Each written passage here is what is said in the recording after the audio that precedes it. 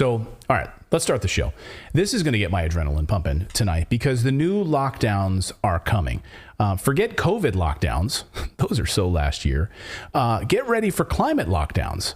But, we'll probably have a mixture of both of them because they want you to stay healthy and get vaccinated, but they also don't want you to leave your house and they want you to give up your cars. So we've been warning you about these for months on this show. These unelected globalists are trying to put in a system in place for climate lockdowns in urban areas. Now, this is why they don't want you moving to the suburbs. It's convenient, isn't it? They really don't want you moving to the suburbs. And they don't want you to have a garden. You have to register your gardens. They don't want you buying those gas-guzzling cars.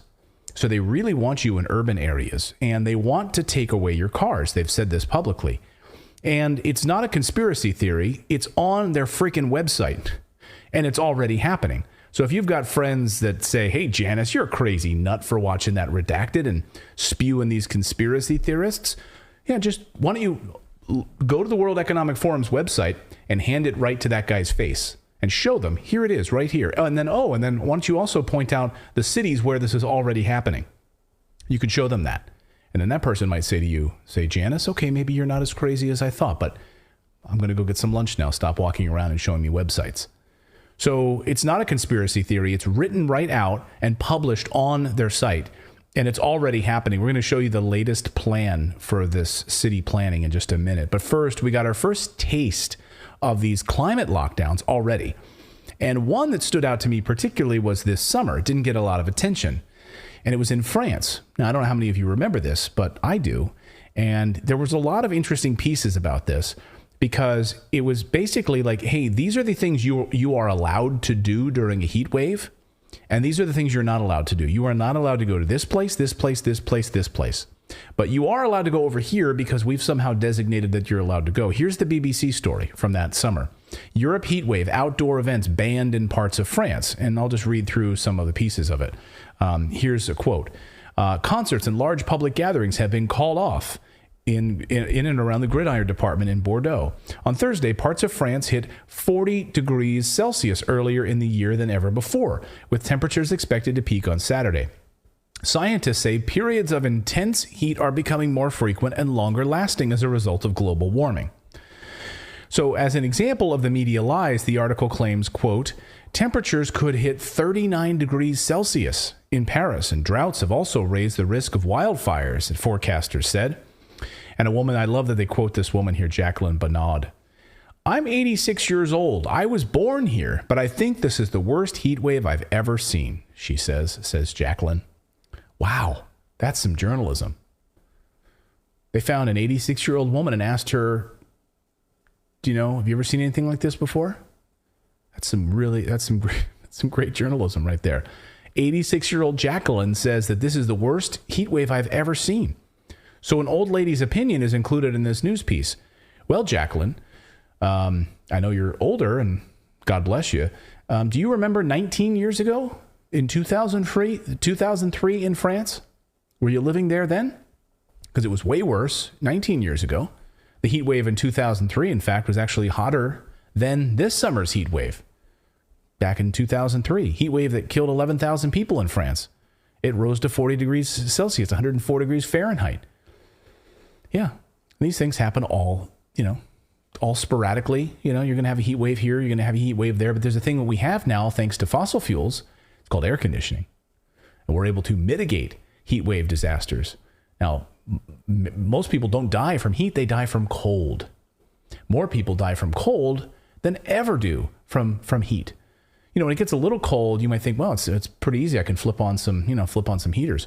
There's a lot of people for whom don't have access to heat because we've taken it away from them. We've told them in third world countries now that, hey, you guys can't use coal. You guys can't use the very things that we used to industrialize. So we had our 100 years in Britain and the United States where it was fine for us to use coal to keep the lights on and to stay warm, but you're not allowed to. You have to skip right from using dung. You have to skip from that right to solar panels. Nothing in between. That's where we're at right now. That's what these globalists are doing to a lot of the people throughout Africa. So now this morning we got word that England is setting up new lockdown policies, new lockdown plans for climate change. And it's going to break cities in designated, it's going to basically break cities up into designated lockdown zones. Are you in one of these zones? You might be. The goal is to take away your car and force you to stay put. And if this sounds familiar, it's because it's right out of the World Economic Forum's playbook. It's called a 15-minute city. Here's the BBC to explain it. The 15-minute city is a really simple concept in many ways. It's really just saying that every urban citizen should be able to meet their basic needs within a 15-minute walk or cycle ride from their house. The concept of the 15-minute city was proposed by French Colombian scientist Carlos Moreno, and aspects of it are starting to be adopted in cities like Paris, Barcelona, and Bogota. So it's already rolling out. And now here's the World Economic Forum in their own words on their website. This is the surprising stickiness of the 15-minute city. It says, in the World Economic Forum's own words, the rearrangement of cities is absolutely about climate change, reads the website. As climate change and global conflict cause shocks and even stresses at faster intervals and increasing severity, the 15-minute city will become even more critical.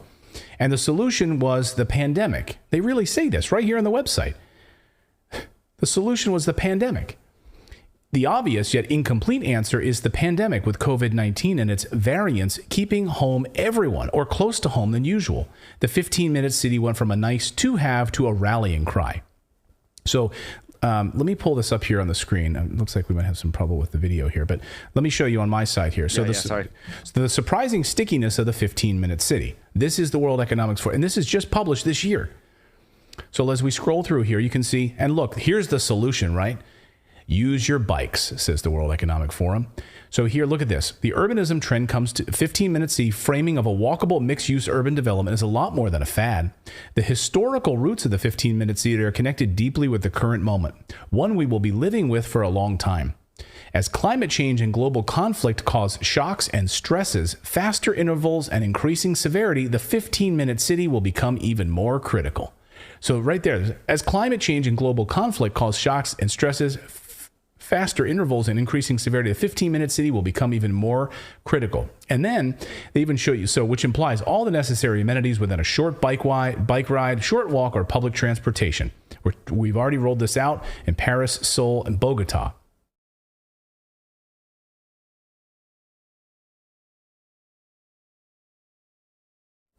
And here's the big picture. See, they don't want you to live in suburban areas. They want you in urban areas. All of this is built around urban planning. So they want you in these environments that they can control. They can control the food flow and all of it right to your front door. So that's how this unfolds. And this arrangement is now being rolled out in England. So we just found out, this is unbelievable. So it was already being voted upon, and it passed. So now in England, this is happening. In Oxfordshire, the council is to trial a climate lockdown starting in 2024. Oh, it's just going to be a trial? You know it's not. So here it was 18 hours ago. Oxfordshire County Council yesterday approved plans to lock residents into one of 6 zones to save the planet, they say, from global warming. The latest stage in the 15-minute city agenda is to place electronic gates on key roads in and out of the city, confining residents to their own neighborhoods in Oxfordshire. Would those be solar-powered electric locks? Probably. God knows. I mean, because we've now vilified hydrocarbons and fossil fuels. Like, you can't. I just did a whole video this weekend on this whole BS argument. Where you only have 3% right now of our energy being produced by solar and wind, and all of it is backed up by natural gas. So when it's not sunny and it's not windy, what kicks on? We need all of these fossil fuels. And if you eliminate fossil fuels and hydrocarbons, petroleum specifically, you then cannot have anything that you like. Forget your computers, forget your screens, forget about 6,000 different things. In our houses right now, look around your room. Almost every item in your living room comes from some form of fossil fuel, from some sort of petroleum production. eliminate it. Well, and your food too, because it's got to be delivered via truck. So right, I mean, everything in there's nothing in my house that I can look at and think that is not here because of fossil fuel. But it's a doom. It's like they're telling us it's coming. So we need to have the city lockdown. We need to have these climate lockdowns. They don't want you to have cars. So under the new scheme, listen to this, this is amazing. If residents want to leave their zone in Oxfordshire, they will need permission from the city council, who gets to decide who is worthy of freedom and who isn't. Like, look at Oxfordshire. Like, well, I just want to take a drive. I want to take a drive in the countryside, and I want to go visit grandma who lives, 60 kilometers away. Screw you. Literally. You are not allowed. To be a letter written in calligraphy, or like what? Like, is this letter? Is it a phone call? Like, can you send them an email? Like, I don't know. I mean, under the new scheme, the process? Like, you have to basically go to the city council and get approval to leave the zone. You're only allowed to leave a certain number of days per year. That's like, Mom, can I go outside? No, it's too hot outside. Oh man, play in your room. I mean, like the heat wave thing. Like, aren't we adults enough to know? Like, if it's so freaking hot, I'm not going to go see. You know what? I'm not going to go to the Yanni concert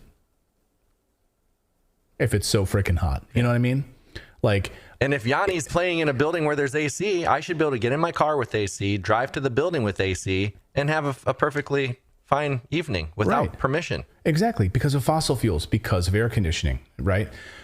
If there's a summer outdoor concert series and Mel Torme is playing, I can say, you know what, I'm skipping this one.